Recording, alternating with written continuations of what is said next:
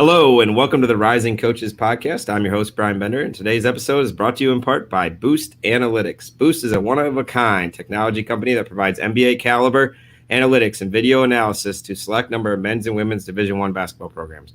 Boost uses artificial intelligence and natural language technologies to make analytics more user-friendly and to translate complex data into easy-to-read coaching insights. The Boost platform was built by data scientists and the basketball experts with decades of experience at both the collegiate and NBA levels. To learn more about Boost and how your team can gain a competitive edge, head over to their website at www.boostsport.ai and join the fastest growing team in college basketball analytics. Also, if you're not already a member and are interested in joining the largest coaching tree in basketball, visit risingcoaches.com to sign up today. You'll build genuine relationships with other coaches, have access to amazing content that will allow you to develop your craft, expand your network, and see job opportunities on our member site that don't get posted anywhere else. For more information, visit risingcoaches.com. All right, we have a special guest, a really good friend of mine today on the podcast, Coach Chad Van Riessen, the head coach of Iowa Western Community College. How you doing, Coach? Doing great, Bender. How are you? I am good. Thanks for asking, sir. We excited to have you on, man. Give us a little insight. So you're the head coach at Iowa Western right now, and your journey is not your typical fashion of you played college baseball and did some other things in the high school side. So kind of walk us through how you became the head coach at Iowa Western and your basketball journey. Yeah, it all started my junior year of college when I was the freshman girls coach and varsity assistant for PCM High School. I was actually sitting in a class, and the professor said they were looking for a coach, and it was something that I was going to pursue, after graduating from college. So got into it a little bit early. And, I had 2 years of a really good experience taking PCM to their first two state tournaments on the girls' side. And then from there, I was able to get a head high school job at Putnam County High School in Missouri and was the head high school coach there for 3 years. Again, was lucky to have some really good players and one of the best players in program history play for us and had a lot of success. And then really was very fortunate from there to make the jump into college as a graduate assistant for Steve Tapmeyer at Northwest Missouri State. Coach Tap, I'd been there a long time. If it wasn't 20 years, it was close to 20 years at that point in time as the head coach, and actually had to pay my own way to kind of earn my spot as the basketball graduate assistant the second year. But my first year, I paid my own way the first semester, and I was actually got like my tuition and a stipend through the rec center. I had to do basketball and whatever intramurals they needed me to run that way. And then obviously Coach Tapp retired, and Ben McCallum, was named the head coach. Who's the current head coach there, and worked for him for 2 years. And so really had a great time, working for two, phenomenal coaches that just was able to learn what college basketball is all about, from a culture standpoint and a success standpoint of how you live it day to day. And then I was lucky enough to move on to the junior college level.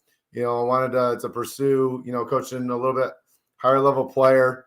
And obviously I love the junior college level once I got there, just the recruiting aspect and just the development aspect with having freshmen and sophomores and being able to be a part of their stories to move on to Division I programs or four-year programs across the country.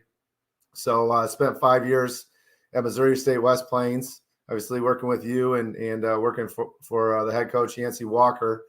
And then I obviously made the move up here to Iowa Western, was the assistant coach for 4 years under Michael Johnette, and then obviously was named the head coach 2 years ago. And like I said, the rest is history. Have some good history there. And, I enjoyed my 1 year with you at Missouri State West Plains. You taught me a lot in the recruiting aspects of basketball and kind of helped me get my feet wet with learning how to talk to recruits and how to do things over the phone and ask impactful questions. And, a lot of people ask me like, hey, how did you learn so much about recruiting and different things? And I credit you a lot. So give us a little insight. You've been at the junior college level and at the Division II level. Give us some of your, philosophies that you have within recruiting, especially at your level where you don't do a lot of in-person recruiting. You do a lot over the phone.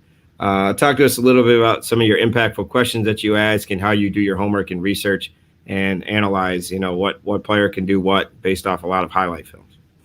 Yeah, I think, to start out with what you mentioned is just really the conversational piece that you have, whether it's through talking or text. I think it's really important to, number one, connect with the kid. And I think how you do that is you make them feel comfortable. And one of the ways that I've been able to do that is just try to ask them a lot of questions about the things that they would enjoy talking about. And so they can open up to you that way and feel comfortable, gain that connection over the phone so you can build that relationship from the first couple conversations. There are some, key things that I typically look for as far as within my first conversation with a recruit or, parents or whoever's helping them, whether it be a coach, high school coach, AAU coach, whatever. The first thing is I want to know what they're looking for. What are the aspects or the things that they're really looking for in a program to play for? And obviously that can be very general. It can be very specific, but I think that really gives you some insight of what things that player wants, what things that do you need to hit on within your conversation with them that ties into those points.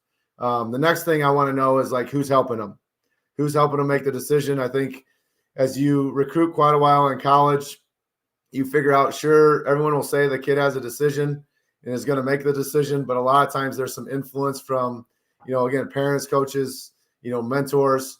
So again, having an understanding of who's helping them with that decision so you can now make those calls, make those connections with those people to help, again, build that relationship and let them find out everything about you, your program, and just move you closer to getting to that player.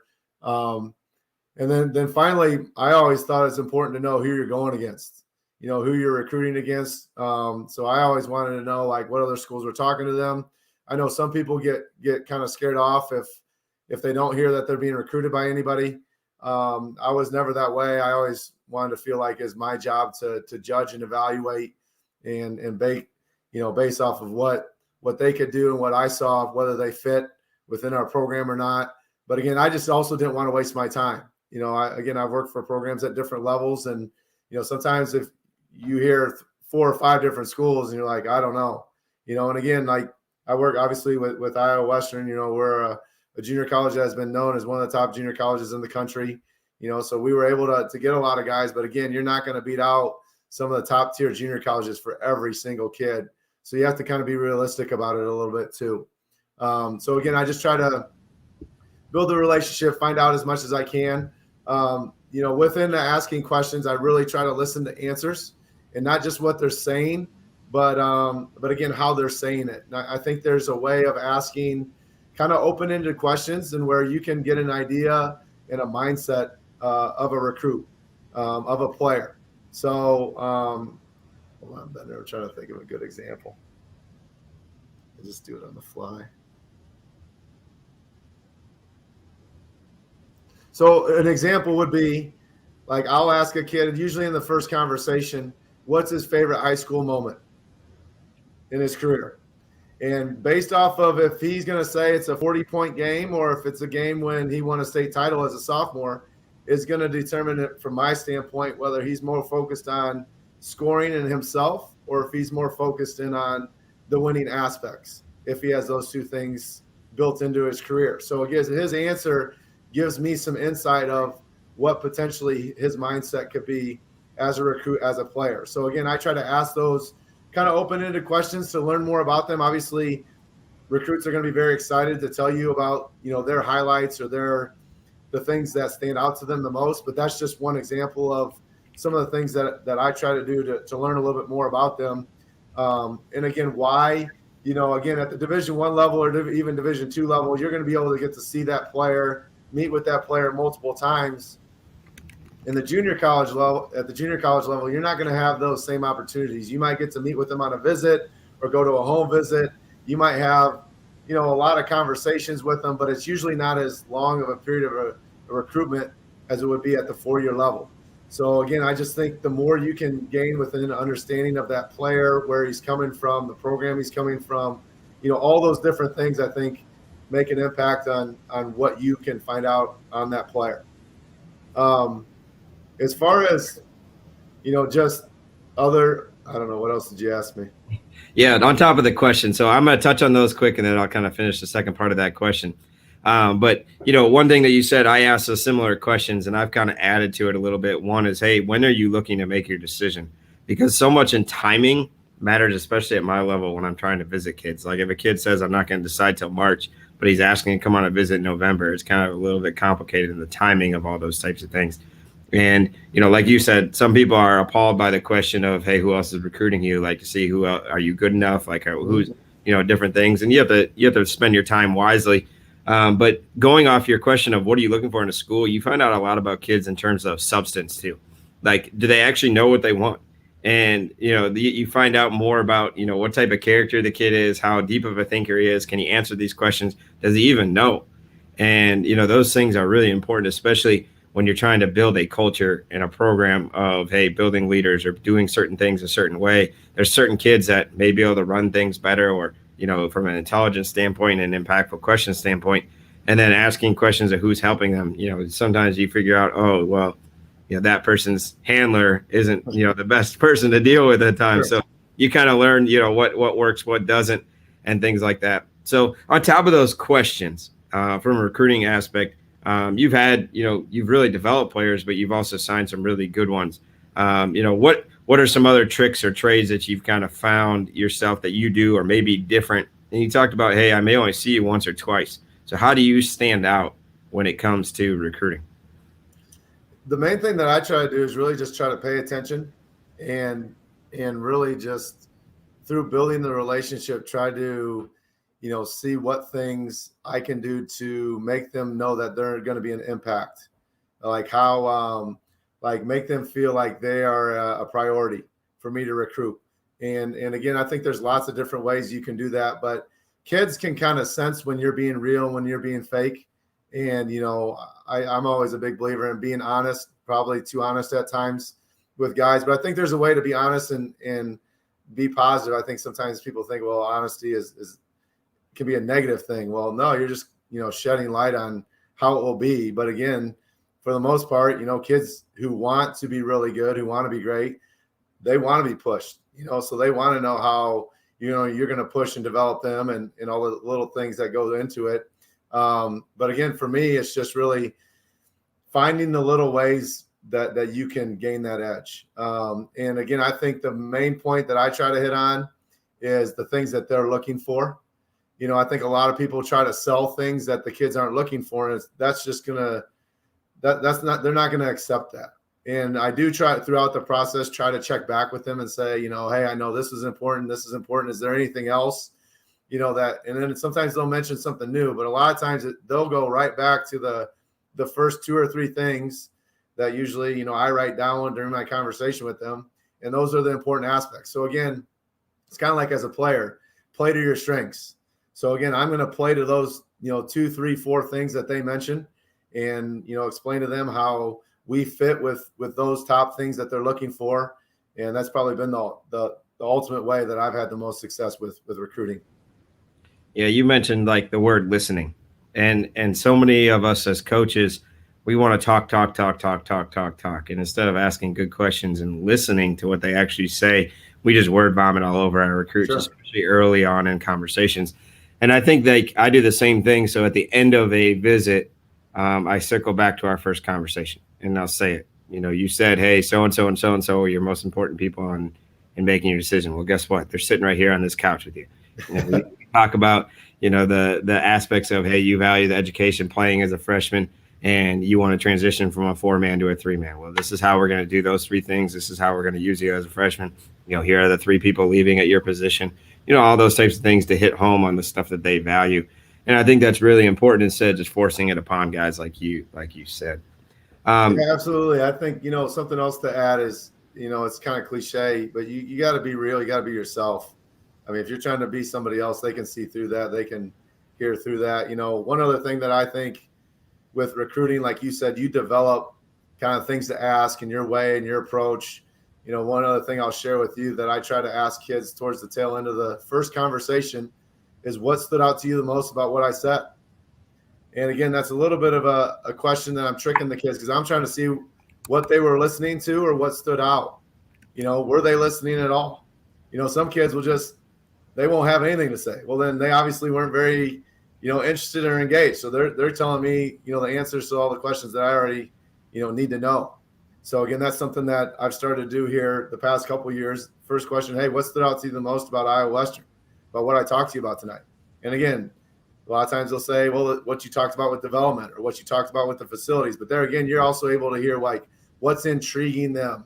So again, now when my next conversation, whether I'm texting them, I can send, pictures or proof of those things.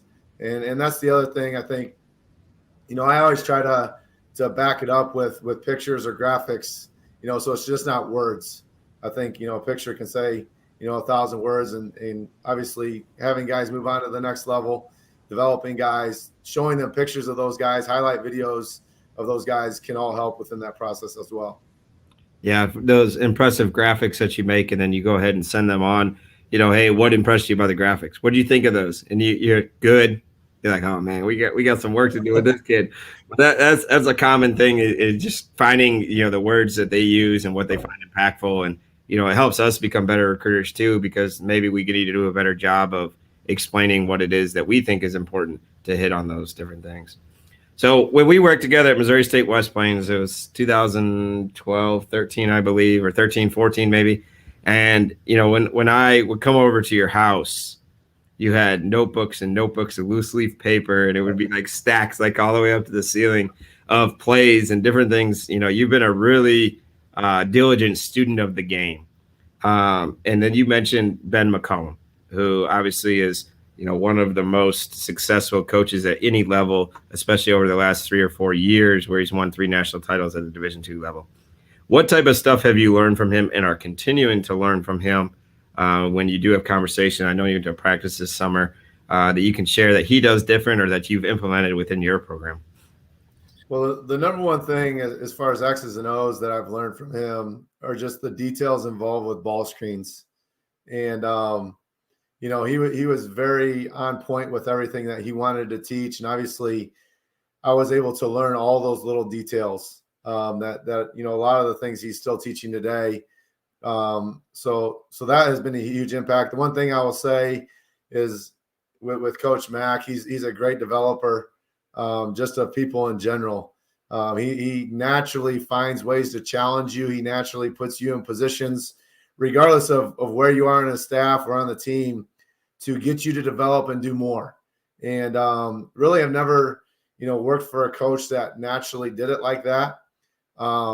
So I think obviously that's a huge part of his success, because when you see yourself or feel yourself getting better, you obviously want to do more. And you obviously that builds your confidence, whether it is as a coach or a player. So learning that aspect has been huge as well. You mentioned, all the different notebooks and stuff that I have. I mean, he studies the game like crazy. He watches tons of film of his opponents. Again, he earns it. He's doing scouting reports and watching hours and hours of film. I mean, you can read the articles. I mean, he's learning anything and everything that he can. And so that's kind of where I picked that up as well. The other thing that I really appreciated about, Coach Mack is he wasn't about like doing it a certain way. He was about doing it the right way. So, he always told us like he wants us to be honest with him. If we have an opinion about something and we think we can, make it better or build on something, then he wanted us to bring that up. Now, obviously there's going to be a conversation that follows. But again, like he was never afraid to talk things out. He was never afraid of an idea. Because again, there are lots of good ideas. And a lot of times I think in basketball, college basketball, people just do stuff because it's always been done. And I think that's some ways that, or one of the ways that he's really challenged himself is he's kind of learned and developed his system, based off of ball screens, but now he's doing a lot of other things to put on his players in positions to play to their strengths. And so there's a lot that I could talk about there with working for Coach Mack, and just obviously the influence and impact that he had on me. But again, as far as an X's and O's and just understanding of the game, lots of people will talk about like the sophistication of his system. It's actually pretty simple. And I know it might not look simple, but it is really simple. He's finding like very simple ways to implement what looks complex. And again, maybe it's just because of my understanding of a little bit of his thinking, but again, that's constantly evolved. Just from my conversations with him and seeing him grow and be successful, at Northwest. Take what the defense gives you, right? It's that simple. Yeah, kind of. So that's awesome to hear your personal stories with him, and like I kind of poke fun with all the notebooks and different things. But you taught me a lot about the game of basketball and to see it different, and just different things that people wouldn't understand necessarily, especially at the junior college level and running your program like a 4-year and different things because of your background. Talk to us a little bit about, so you're a junior in college and you're a head coach at the high school level. Then you're a GA. Then you're assistant coach for 8 years at the JUCO level, and then finally get to run your own program again. What have you done that's similar? What have you drastically changed? Sliding over one chair, people talk about it a lot of like, hey, that 18 inches is a lot of change, and people don't understand like the level of care and the level of work that goes in. And us as head coaches, like we both really like to recruit, but we don't always have time to recruit the way that we want to, or we both spend a lot of time with scouting and watching film. Well, there's sometimes not as much time as a head coach when you want to do that. So talk to us a little bit about the adjustments that you've taken from your first run as a head coach at the high school level to now, and what you kind of learned in between and what you've taken. Yeah, well, I think, as far as for my head coaching time at the high school level, you can apply a lot of the things that will make you successful at the college level. But it is the two levels are drastically different just because of the amount of time that you spend with players at the college level. Again, you're spending so much time with them week to week, day to day. That's the biggest difference from the high school to college standpoint. But there's a lot of things that I did as a high school coach that have carried over. Obviously, with all my different stops and different coaches I've worked for, have picked up a lot of different stuff along the way. And, was fortunate enough when I did go to West Plains to have a head coach that was, allowed me to be very hands-on, allowed all of us assistants to be very hands-on in all aspects of the program. And so I was able to kind of implement a lot of ideas that way, which I feel like really did help in preparing me to be the head coach here at Iowa Western.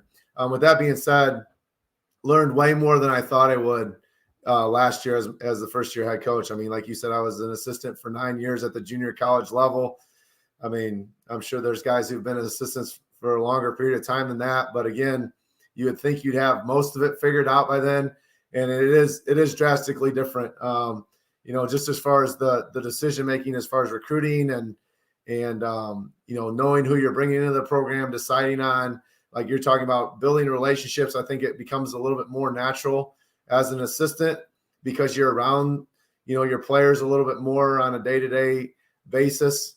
So I think the relationship piece, you have to find different ways to connect, whether it's individual meetings, whether it's just, pulling them aside in practice before or after, during. You have to find little ways because you're not around them as much. But again, there's tons of things that I've learned. I mean, ultimately, everybody within your program is relying on you to make decisions that are going to help them succeed. And so, again, you're coaching your coaches, you're coaching, your players, and then your coaches are coaching the managers.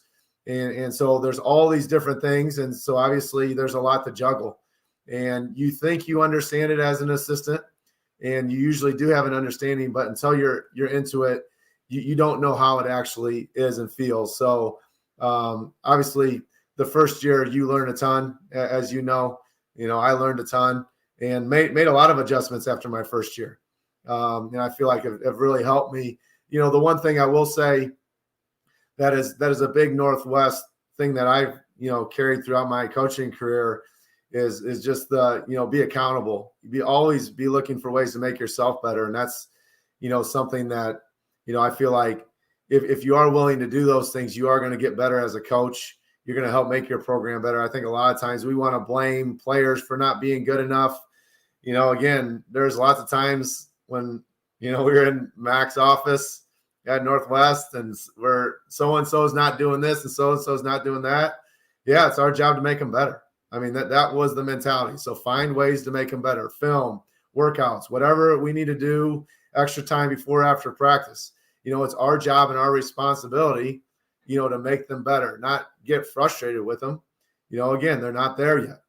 Again, what's delayed is not denied.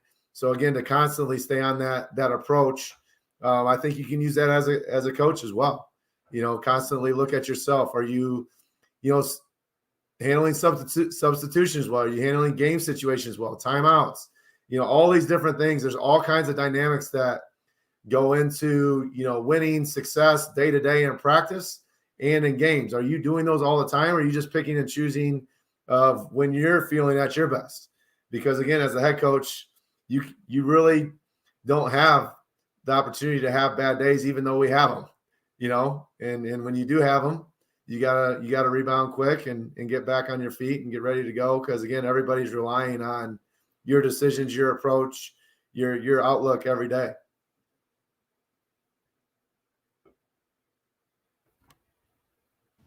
Like you said, that your jump from year 1 to year 2, like you've obviously made tremendous growth. You've taken a program that was around that 500 mark, maybe a little above, and now you're a top 10 team ranked in the country. You're off to a great start, 13-3, and I know you've worked for it. Your behaviors have come before your success, and hopefully it continues, and you keep up the good work this season and finish the job.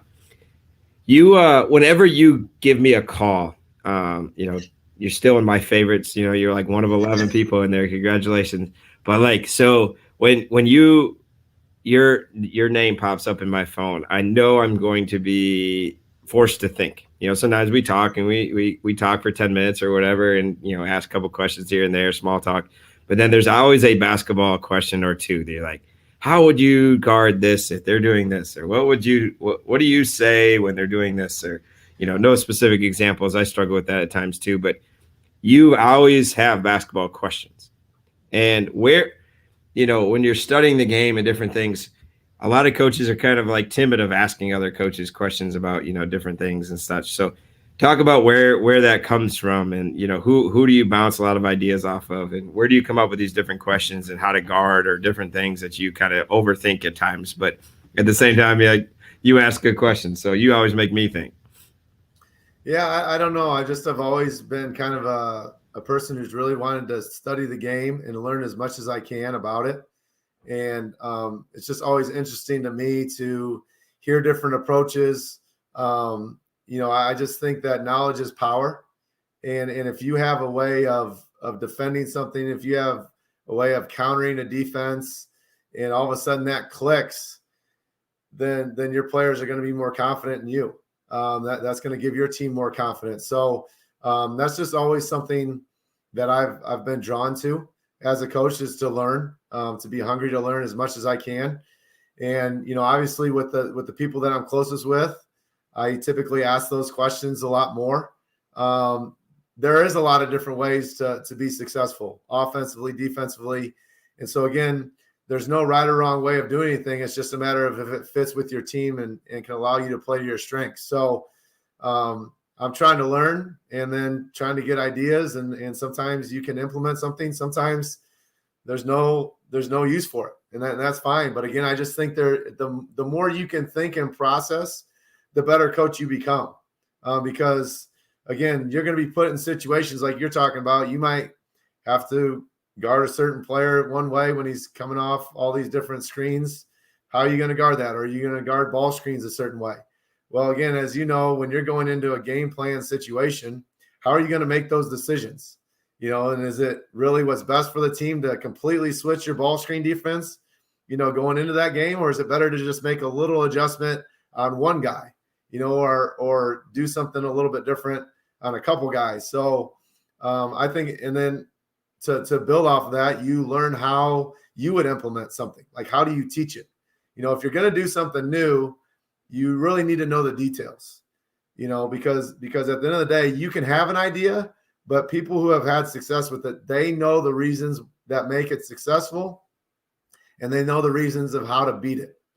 and how you get beat doing that. So again, if you can find out those little details of what makes it successful, now all of a sudden you can have an advantage based off of other people's experiences. You can become a head coach that knows and has answers without actually running something, by trusting and understanding it through somebody else. Right. And you do that a lot with scouting too, if I remember correctly. Like, hey, figure out what's the hardest things to guard and then put those in your offense, and different things that you've done over the years. And, I'll never forget when I first, watched you do scouts, and, I came from different places and saw different things, and, you would go out there and you wouldn't even have a piece of paper with you. And I was like, holy smokes, like I need to get on this level. And, now I feel like I'm at that level where I go out there and I can kind of, even if one of my assistants is running a play, I'll be like, are you sure that the guard wasn't, it doesn't make sense if they run it that way or whatever.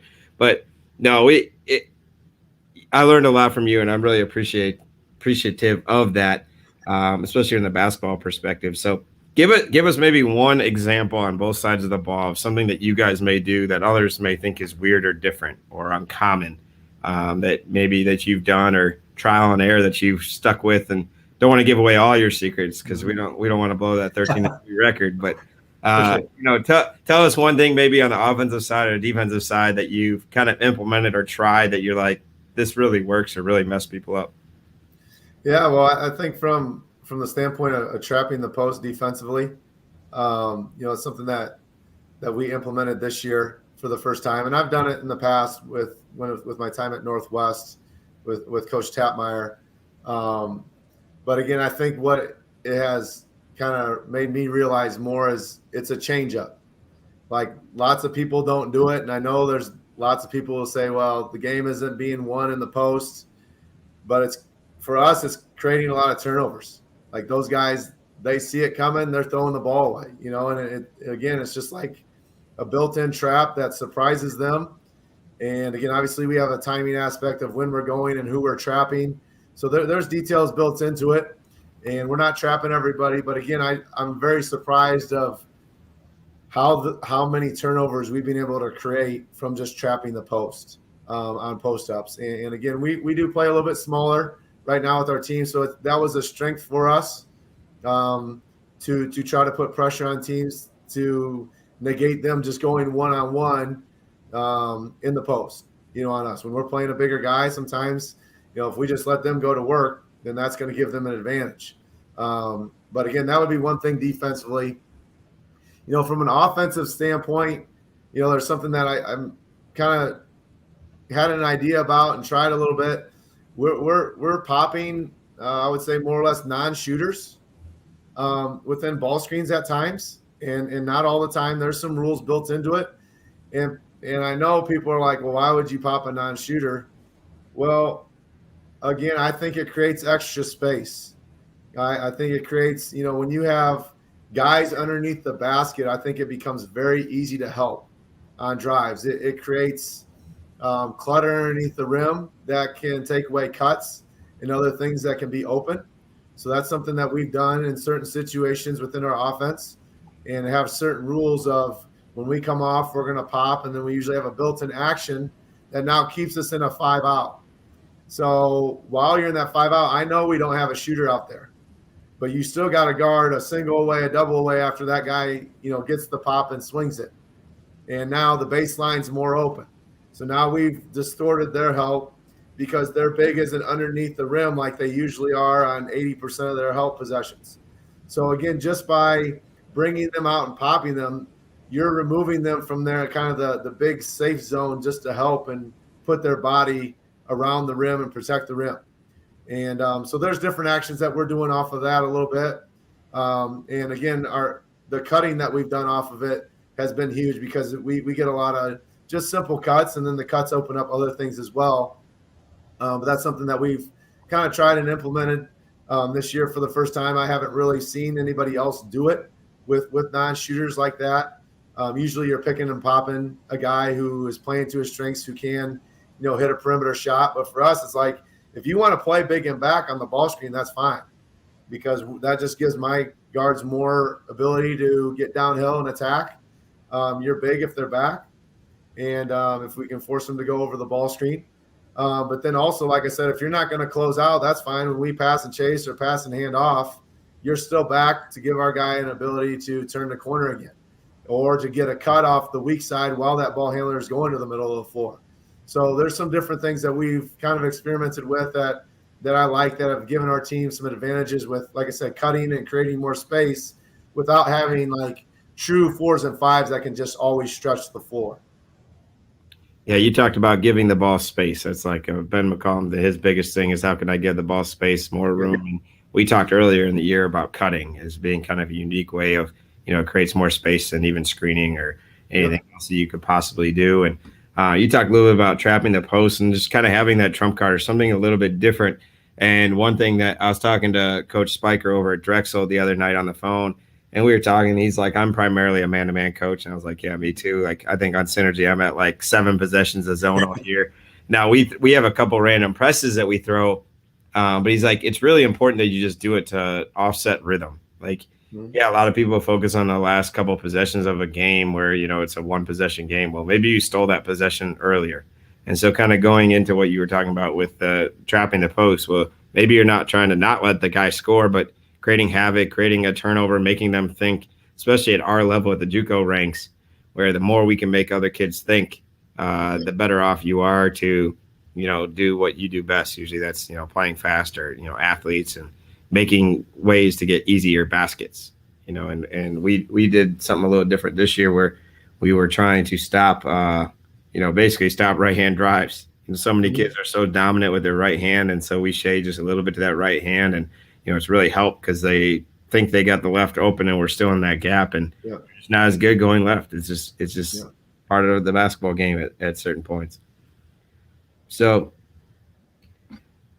taking a little turn, with some other stuff. So, you had played baseball and you coached high school, and now you're a head coach at college, and, at the junior college level, you spent a lot of time at the small college level. For a guy that, has sent a lot of players and, didn't come from D1, doesn't have a famous last name, doesn't have all these things. What would you say about, your kind of coaching journey, and what would you say to young coaches? And you said something about the Division II GA experience where you got to coach and recruit was invaluable to you. And, just maybe talk a little bit about small college, being a head coach, maybe why you coach, and circling back at your why, because a lot of times we lose track of that, especially when things are a little bit more frustrating, not only in basketball but in life. So just talk a little bit about some of your experiences at the lower college level and why you coach. Yeah, I mean, the main reason why I coach is just to impact our guys, be a part of their story and try to make them the best that they can be. I've been very fortunate to maybe find some guys that weren't very highly recruited in high school, and we brought them in on scholarship, and at the end of the day, somebody rated them a D2 player in high school, and then all of a sudden they're going to a high major program or mid-major program after 2 years. So, just really, building that relationship and giving them opportunities that they never would have gotten had it not been for the relationship and you being a part of, their story and their development. At the end of the day, I just think those relationships and obviously having a passion for helping people get better and helping people succeed, while they're with you and then after they move on is really the most rewarding part of everything, especially what we do at our level. Sure, it's great to have success and to win, but again, seeing guys move on to levels that they didn't think they wanted to, it was a goal, but did they really think they would get there after a year or two? That's definitely the most rewarding part, in my opinion, of our job in junior college. As far as, the small college thing, I just think it comes down to your daily mindset and and approach and the habits that you built. Like, I mean, obviously, I've always had a passion to learn and to work. And so, it's just always like finding a way to outwork people. That's been my main way that I've been able to do what I do, stay in it, and been able to make every step along the way in my journey. I just think if you outwork people, you're going to have success. If you outwork people, you're going to beat people just naturally, because you've developed that discipline and those habits. But again, it's a lot of the little stuff. Like, I was doing everything, at the Division II level as a GA, but I wanted to be involved in everything, not because I wanted credit for it, but because I wanted just to learn. I wanted to learn of why we were successful at Northwest, why they were doing it this way, all the little ins and outs, and then, putting that all into motion with your daily work. That's been my biggest, takeaway, as I've been a part of, really good programs that, thankfully had me in them, and I was able to kind of learn and take away something from everybody that I've been able to see that has allowed them to have success, and just really stayed persistent with it. And it really just comes down to your daily work ethic and your approach, overall. I mean, and obviously I have had an opportunity to be pushed and developed by some really good coaches that maybe other people, didn't have that same, coaching network or whatever. But again, other people have had a larger network than me. So again, just like a player, there's no excuses. Like, there's more coaching videos than there was ever before. There's no excuse for you not to know something anymore in coaching. You should be able to talk to somebody, ask somebody. Again, as you know, and you're the best networker I know, Bender, you can find ways to talk to people if you start asking around for numbers. Again, you have to maybe get creative, but again, you can go to practices, you can watch stuff online, you can study stuff on Synergy and figure out a lot of different things, and then ask, an assistant coach on staff if they're willing to share, a head coach if it's at a smaller college level. You can find ways to become more knowledgeable. You can find ways to be a better coach, just like as a player. Just like what we demand and expect from our guys, you can't expect anything less of yourself in that regard. So again, I think it just comes down to what you're willing to do day to day. What are you willing to bring to the table? Your energy, your effort. What are you focused on? Are you making your program better every day? And again, if you're doing that, you'll always get better. And then eventually, like I said, if you are part of programs that bring in the right guys and have players that will allow you to win, that success will just push you further to the top. But again, it's all about your daily approach and just having that focus and that mindset every day of, yeah, it's not going to be fun, driving 6 hours to the airport to pick up a recruit, and then he stays one night and then driving him back 6 hours one way, like we did at West Plains. It's 3 hours one way to the airport.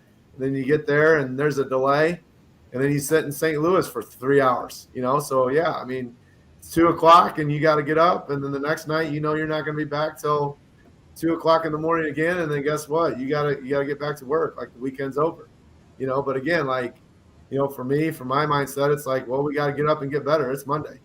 Everybody else wants to take it easy because it's the spring or the summer. Like you said, I've always had kind of the 4-year level approach of, what are we doing day to day, as coaches and as for our players. So again, that's probably been the biggest reason that I've been able to climb and continue to stay in it, because I think, I went to a Rising Coaches event in Minneapolis, and one of the speakers said, the majority of coaches, they are going to get fired within their career. You are going to have adversity. Well, again, you got to be able to stay in it and do everything that you can not to be in those situations. But when they do, how are you going to pull yourself out? And again, that's all the daily stuff. Just like you as a player, like, you just can't not have confidence because you had a bad day. Like, no, you got to be confident and be, a good player, a good coach, regardless of the situation that you're in. And you're building yourself for that every day. Yeah, you made some really valid points there, and I'm going to ask you the next question. I'm just going to funnel right into it. So we had a conversation last year, and you talked about an acronym called FACE. Mm-hmm. Focus, attitude, communication, effort. Just talk a little bit about that, because that kind of goes full circle with what you were just talking about. You as a coach, that's just as important, if not just your players, and how you kind of graded that, even though they're kind of subjective type scores. So talk to me a little bit about that real quick. Yeah, with all those aspects that you mentioned, all those things are important, I think, with daily success. And, I talked earlier about, the kid having that 40-point game. The recruit had a 40-point game. Well, I'd be willing to bet, like, if you graded his, his focus, his attitude, the effort in that game, and the energy, all those different things, That's what made him successful in that game. So again, one of the things that we try to do is really build our habits, championship habits. And so again, it's the things that are going to make them successful every day.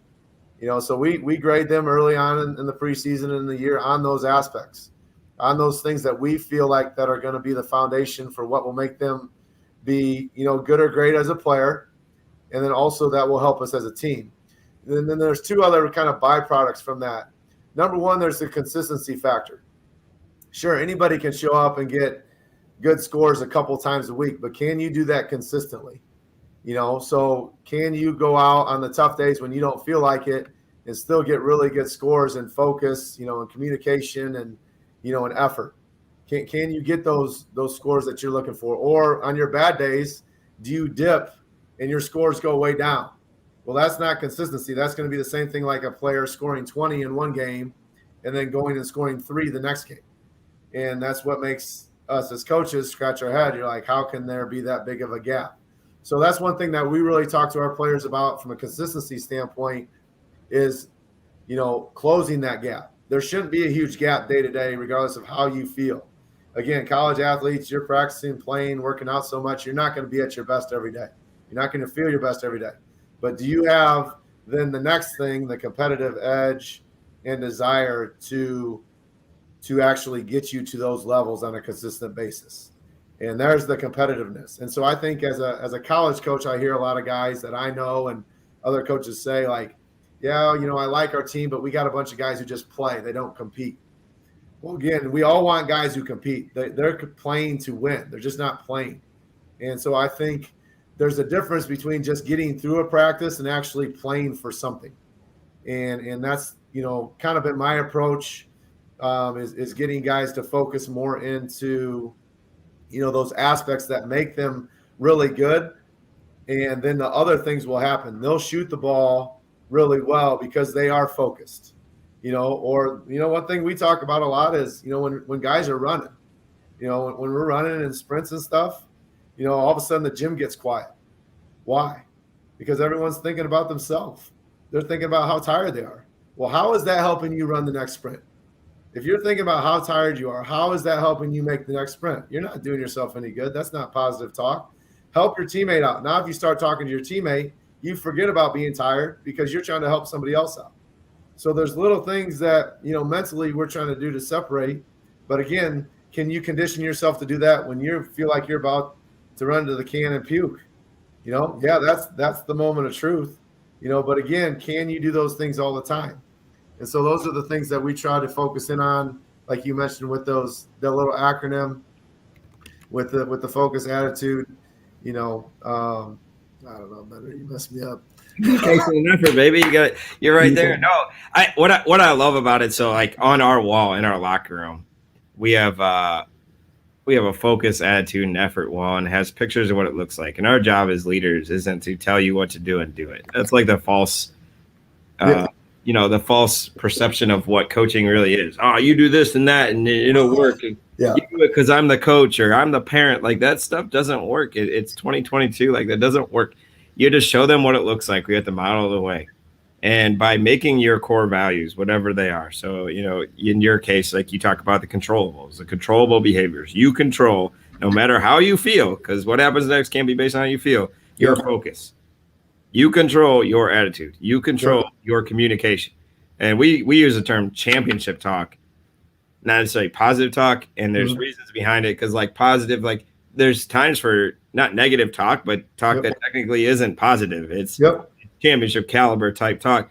And then the effort. Like if I have to coach effort every day, like that's not good. And by you scoring it, your staff and giving it to them and those types of things, just making it tangible, which means you value it. And if you can grade it, then it's providing value to your program and it's getting what, you think is important as a coach and it helps them in basketball, but it also helps them in life.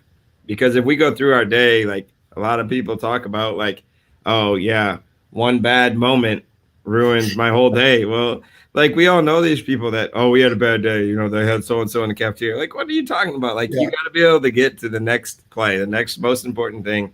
And I think that really helps us focus on what that is. What is the most important thing? What's the next best action we can take? And go ahead and do it. So as we wrap up here, are there any questions that I should have asked that I haven't? You got the floor here, Rising Coaches Podcast. You've been to our stuff in Minneapolis.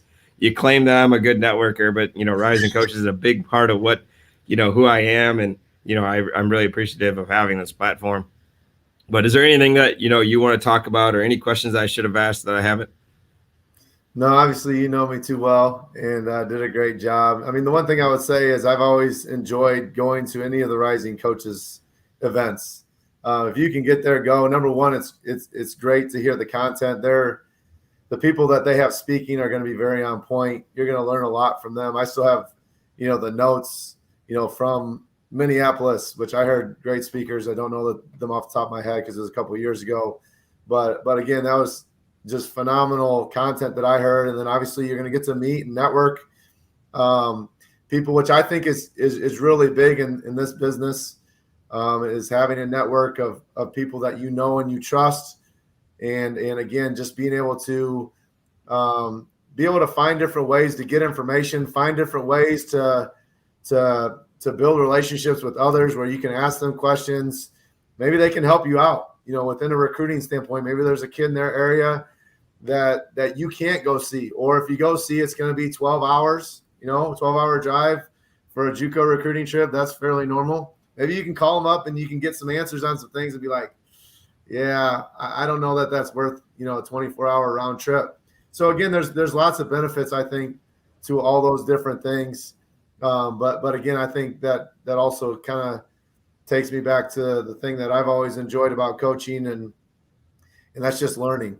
You can take two good ideas away, whether it's a philosophical idea, whether it's X's and O's, whether it's an out of bounds play, whatever it is. There's so many people doing so many good things, and to just think that what we're doing is like the best thing ever. Sure, it might be, but 5 years from now, nobody could be running that. People might be playing defense completely differently. So again, I think it's always about adjusting too, and developing and making sure that you are up to speed with what you're learning. And obviously, the Rising Coaches, other coaching clinics, whatever way you can to get extra content, learn different things, build a network, I think will always benefit you as a coach, regardless of the level that you're at. Yeah, we always got to find as coaches too. We talk about with our players is we got to find ways to make ourselves feel uncomfortable and to challenge our ideas and not get in a rut, or just because this is, you said it earlier, like this is how it's always been done, is like the most dangerous way of thinking. And so opening up those doors, utilizing platforms, learning as much as you can, meeting people, challenging the status quo of what's important, and continue to develop your craft. And so I appreciate you being on tonight and sharing your wisdom with the world. And if you don't know who Chad Van Riessen is, now you do. And if you need to know who's out there, recruiting, Chad Van Riessen, great resource to ask who's out there, because the key to recruiting is that right there. Ask impactful questions, and remember your why, your purpose, and keep moving forward. Well, I appreciate you having me on, Bender. Good talking to you on video. Hey, great focus today. Great attitude. Communications was elite, and your effort was pretty good tonight too, Chad. Right? Well, I appreciate it. I'm glad I got good grades. All right. See you later. All right. Have a good one, Bender.